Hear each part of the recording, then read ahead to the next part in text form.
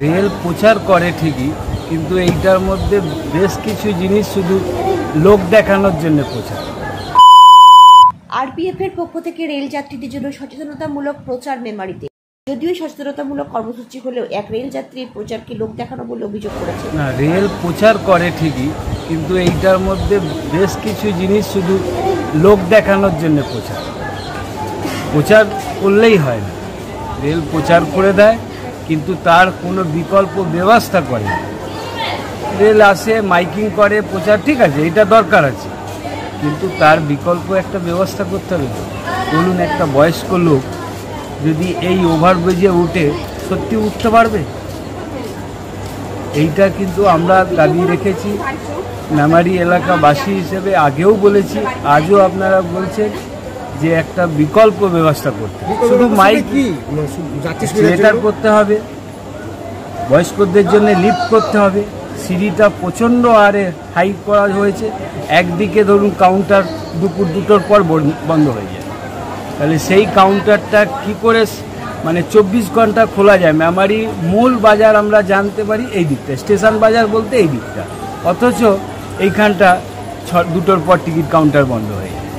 তাহলে 2টোর পর একটা বয়স্ক মানুষ অতটা লম্বা ব্রিজ টপকে টিকিট কেটে আবার 3 নম্বর প্ল্যাটফর্মে আসবে, দেখা যাবে 3 নম্বরের পর ঘোষণা করলো 2 নম্বরে, তাহলে সেই মানুষটাকে আবার সেই ল্যাগেজটা নিয়ে 2 নম্বরে যাবে।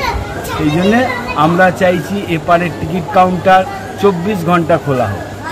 আর যাত্রী সুরক্ষা শুধু মাইক প্রচার করে হয় না, তার বিকল্প একটা ব্যবস্থা করতে হবে। এক্সেলেটর করতে হবে, নয় সাবওয়ে করতে হবে, নয় চলমান সিঁড়ি যেগুলো, লিফট ব্যবস্থা করতে হবে, এই ধরনের ব্যবস্থা। বাথরুমের জন্য আমরা দেখেছি রেল কর্তৃপক্ষ ফাইন করে, আমার কোনো অসুবিধা নেই, রেল ফাইন করতেই পারে, যেখানে সেখানে বাথরুম করা যায় না। কিন্তু আপনি বলুন, মেমারিতে হাজার হাজার যাত্রী, সেখানে 2টোই মাত্র বাথরুম। সকালবেলা আপনি যদি দেখেন বাথরুমের লাইন পড়ে যাচ্ছে।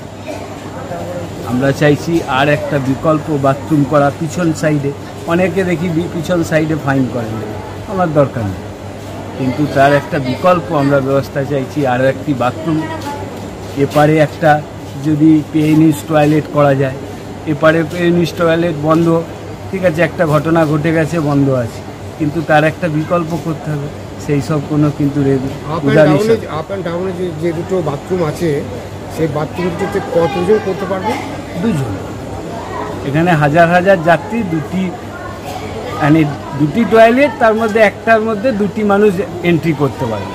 আপনি বলুন, একটা লোক তড়িঘড়ি যদি ট্রেন ধরতে আসে, বাথরুমে লাইন পড়ে থাকে, আর ঠিক আছে, লাইন ধারে পেচ্ছাপ করাটা ঠিক না, কিন্তু তার একটা বিকল্প করতে হবে।